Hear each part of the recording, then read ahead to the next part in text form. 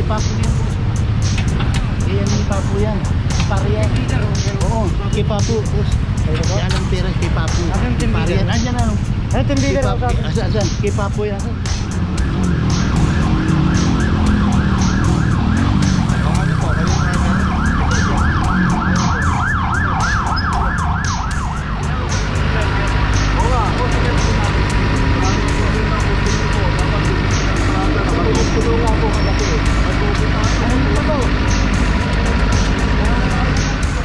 Sabihin na dito lang, pero dito talaga sila pumaparada. Hindi yung isang beses to, bali araw-araw na yung ginagawa. Gusto nilang gisna, ang kinagisna nilang dati, pwede tayo magparada kung saan saan.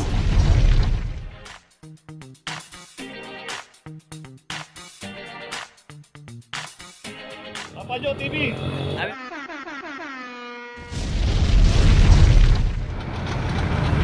Location natin Gastambide, corner San Anton. Napito na may isang Toyota Vios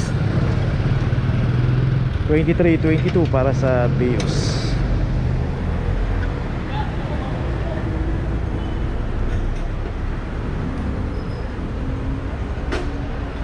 So dito makikita natin merong isang hospital dito, at saka may signage no parking.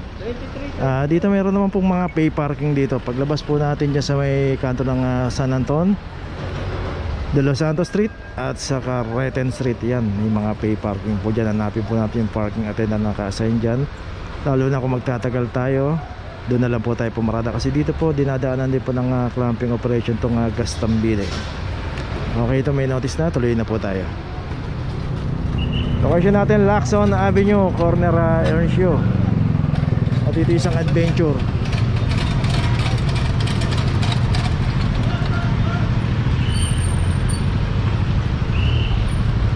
Boss, kay Papo yan. Yan ni Papo yan. Pariyan. Oo, kay Papo. Si Alan Perez kay Papo. Pariyan. Andyan na. Ay, timbigan ako sa akin. Asan? Kay Papo yan. 2409. So may binabanggit siya kay Pabo raw. Nakaklamp yan Kay Papo. Tawag niyo po kung sino po yun. Dito po, paano lang po sir, tingnan natin yung numero niya. Ito kay Alan Perez. Pariyan.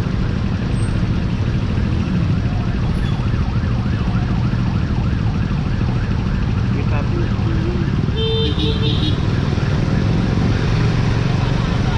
Ito sir.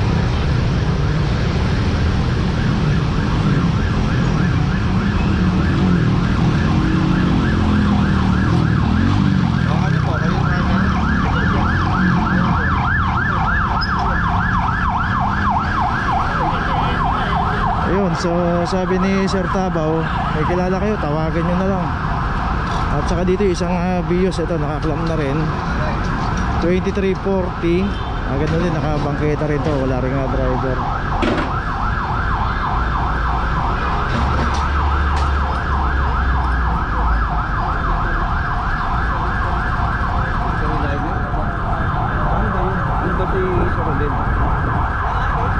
Okay, ito na naman si Ruben.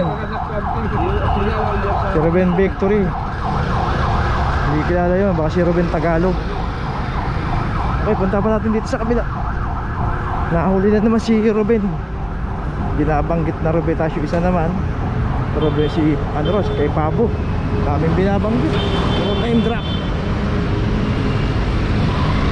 So ito rin, naka double parking dito rin isang sasakyan dito. Dito naman nasa corner na tayo ng Loyola, along Lacson Avenue pa rin tayo. Isang Toyota Hiace naman.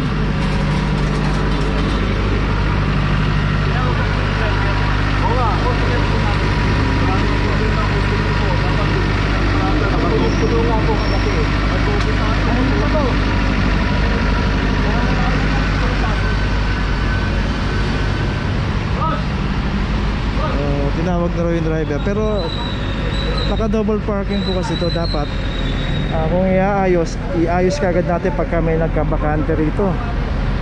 So yun nga po sa policy ng clamping, kung ayusin nila, dapat ayusin niya bago kami dumating. So dito yung isang sasakyan dito, yung isang contractor ng Meralco ay inaayos sa ata rito. So So nandiyan yung driver. So ayun, nakita natin yung basket nila dito sa taas. Puputol ata ng puno to. Oo, yun nga, kasi yun yung truck nila. Doon nilalagay yung mga puno. Oo, karga lang sila. Yung Toyota Hiace na naka double parking, ayun, hindi na rin naalis. So dapat alisin na natin bago pa man dumating ang clamping. Hindi yung kung kailan darating saka pala natin ililipat. So ganun po yun ang nangyayari madalas, kaya nahuhuli sila. So yung kabila naman, Adventure saka yung Vios, parehas din meron binabanggit na pangalan. So may mga name drop na naman.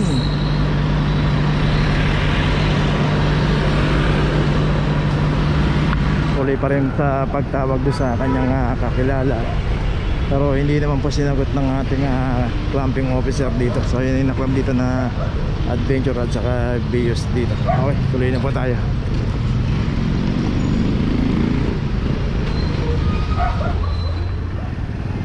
Location natin Calabas Road, corner Trinidad Street. Dito na may isang isang Mitsubishi L300, isang service ng internet to. Yan. Dito palagi pumaparada sa Center Island. From number 2323. Kaya kanina dami nakaparada ro, nag-aalisa na.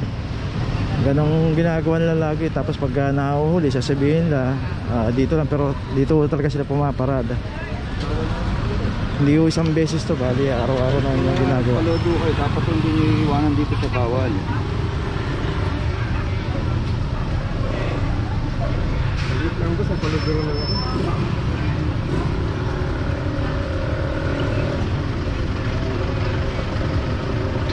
Kasi natin pwede katuran yung nagpaload tayo, sir. Ilan luro po tayo minutes? Ilan minutes mo lang? Sa National Law yung hinahanap ninyo. Puntahan niyo po ito sa City Hall ng Maynila. Oo, lagi ako nakaklat kaya napalot ka lang. Oo, punta ko kayo. Dapat nung una pa lang naklam kayo, hindi na kayo ulit dito. Naklam na pala kayo dito eh. Dapat hindi na kayo ulit dito. Dahil once na madaan mo kami at wala akong driver yan, makaklam at makaklam po yan. Okay, so ito nga, maraming beses na pala na-clamp, hindi pa rin nadala. Okay, tuloy na po tayo. Okay, dito pa rin tayo, Calabas Road, corner ng Permesa Extension. Dito na may isang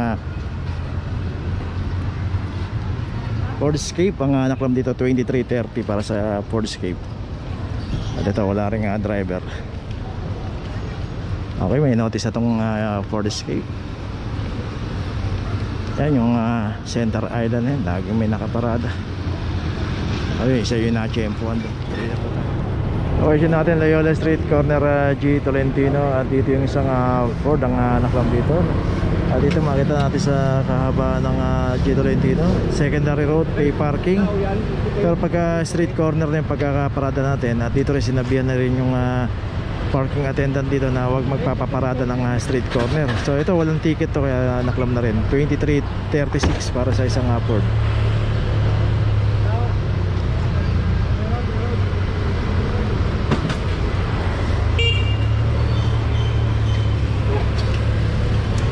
Yun nga po, no? Huwag po tayong paparada sa mga street corner kahit mga secondary road. Nakalagay po dyan. Nakalagay po sa notice yung mga street corner na yan, kaya bawal pong parada niya. May notice na. Tuloy na po tayo. So yun, makita natin may harap pa ng ano lang yung MMDA. Huwag po tayo lalagpas dyan. Saguit na yan. Tuloy na po tayo. Okay, location natin Blooming Street Extension, corner Santissima Trinidad. At dito isang nakabanggeta rito. Isang Vios 2332, yung isa meron driver. At ito lang ang naklam dito. Dito may makikita tayong signage, yun, nakababa na nga rito, no parking to away zone. Dapat yan nakataas dito, yun, makikita natin yung alambre na yun, bumaba na. Pero ganun pa, may signage pa rin. Dapat respetuhin natin pag may nakikita tayong signage. Huwag po tayong pumarada sa mga bangketa, sa mga kalsada. At kung meron naman tayong garahe, pasok na lang natin sa loob.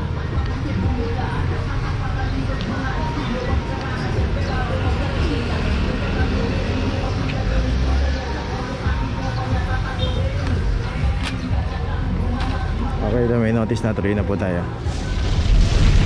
Okay, dito na ngayon tayo sa opisina ng clamping sa impounding dito sa Central. Dito na po nagtatapos ang ating vlog. Maraming salamat po sa mga subscriber, sa mga viewers, sa mga napadaan po sa ating channel. Maraming salamat po sa mga suporta nyo. Sa mga hindi pa po nakakapag-subscribe, subscribe na po tayo mga kabayan. Maraming salamat po. Mabuhay!